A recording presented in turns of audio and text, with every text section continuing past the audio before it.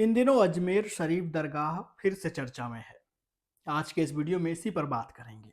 आखिर ये चर्चा का कारण क्या है? अजमेर शरीफ में क्या वाकई हिंदू मंदिर था? कौन सी एक ऐसी किताब है जिसको लेकर अदालत में याचिका भी दायर की गई है?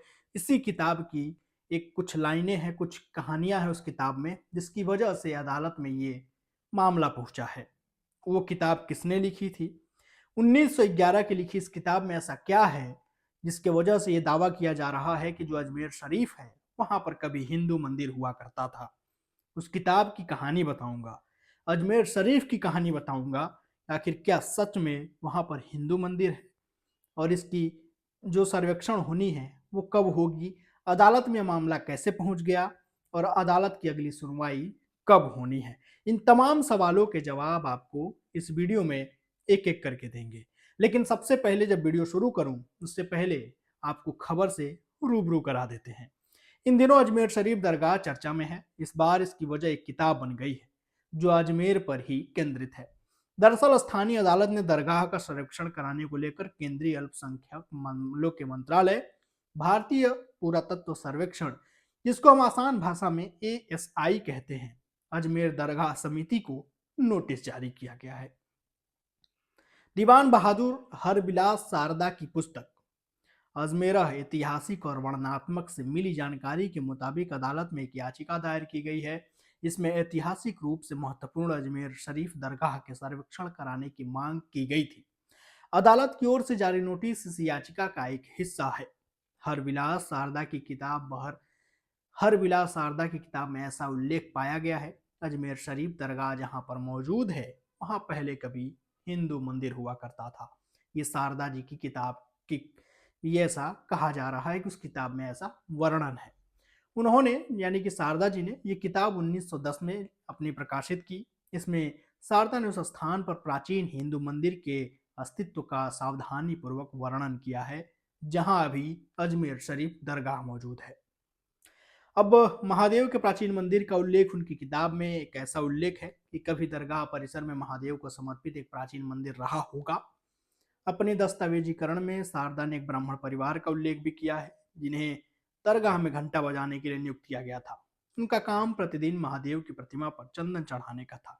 ये सारी बातें जो मैं आपको बता रहा हूँ वो इस किताब से ली गई हैं, यानी उस किताब में ऐसा लिखा गया है जो शारदा जी ने किताब लिखी थी अजमेर पर। और उस किताब में ऐसा लिखा गया और इसी किताब को लेकर के यानी इस किताब की जो चीजें हैं उसको लेकर के एक याचिका भी दायर की गई है। अब दरगाह के नीचे मंदिर में ताखाने होने का भी दावा किया जा रहा है। वो क्या है वो समझ लीजिए। उन्होंने इस किताब में कहा है कि बुलंद दरवाजा और भीतरी आंगन के बीच की जो जगह है उसके नीचे पुराने हिंदू मंदिर के ताखाने हो सकते हैं।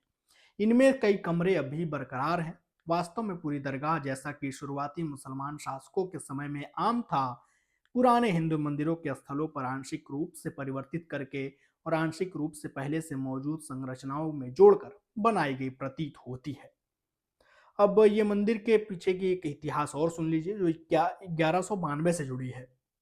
अ, वो ये है कि गौरी हमले के बाद मंदिरों को तोड़कर बनाया गया था मस्जिद।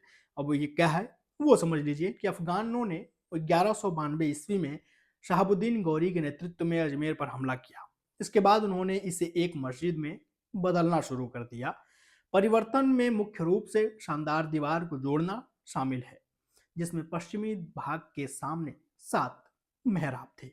तो ये है पूरी वो विषाद की जड़ जो अजमेर शरीफ दरगाह को लेकर के उठ रहे हैं। दावा किया जा रहा है कि उस मस्जिद के नीचे हिंदू मंदिर हो सकता है। इसकी सुनवाई अब 20 दिसंबर को अदालत में होनी है और ये याचिका भी स्वीकार कर ली गई है अदालत के द्वारा। इसको लेकर के अब राजनीति भी हो रही है और धीरे धीरे ये मामला अदालत तक पहुंच चुका है। अब 20 तारीख को सुनवाई होगी, अदालत क्या फैसला देती है उस पर भी नज़र होगी और उसके बाद जो भी फैसला होगा उस पर भी आपको अपडेट्स जरूर दूंगा।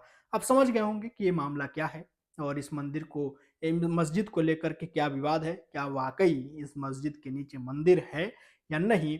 ये तो बात की बात है, जब इस पर सर्वेक्षण होंगे तब पता चल पाएगा। लेकिन फिलहाल इस वीडियो में इतना ही। बाकी अपना और अपनों का बेहद ख्याल रखिएगा। हमारे इस वीडियो को शेयर करिए, अपने दोस्तों के साथ इसको शेयर करिए, हमारे चैनल को लाइक करिए, सब्सक्राइब करिए यूट्यूब चैनल को और इंस्टाग्राम पेज को फॉलो करिएगा। बेहद शुक्रिया।